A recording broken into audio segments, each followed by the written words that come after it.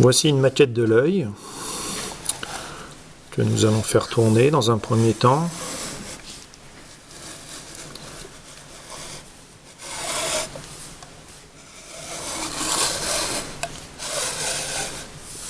Alors on peut voir très nettement derrière ici le nerf optique. C'est le nerf qui va transmettre les informations visuelles au cerveau. Alors évidemment ici il a été sectionné. En rouge, on peut voir les différents muscles qui permettent les mouvements du globe oculaire.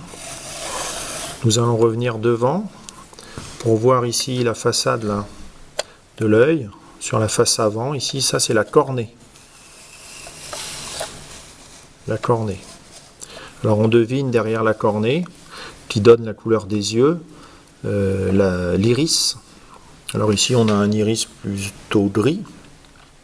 Et on voit au centre de l'iris, donc du noir, en fait c'est un trou qui s'appelle donc la pupille. Alors cette maquette peut s'ouvrir pour voir un peu à l'intérieur. On va enlever la partie supérieure.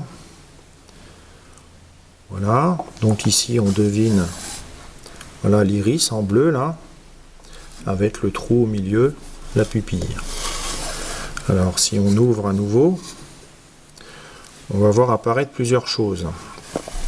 Alors tout d'abord ce gros globe en plastique là, qui matérialise le fait que dans un vrai œil, on a un corps gélatineux qui remplit l'œil et qui est transparent et qui donne un peu la forme de l'œil. Ce corps gélatineux s'appelle l'humeur vitrée.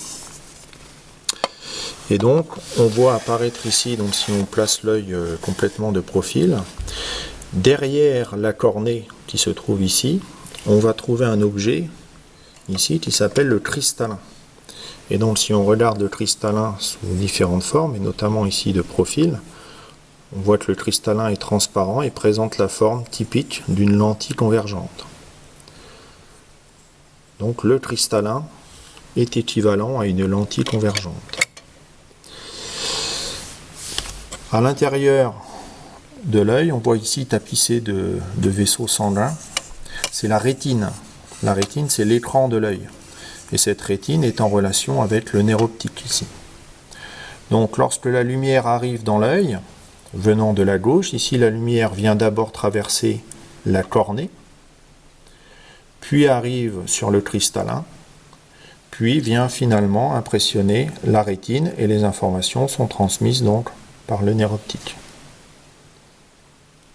Au passage, pour terminer, entre la cornée et le cristallin, ici, il y a ici un deuxième corps gélatineux qu'on appelle l'humeur aqueuse, à ne pas confondre avec celui qui se trouve à l'intérieur ici, qui s'appelle donc l'humeur vitrée.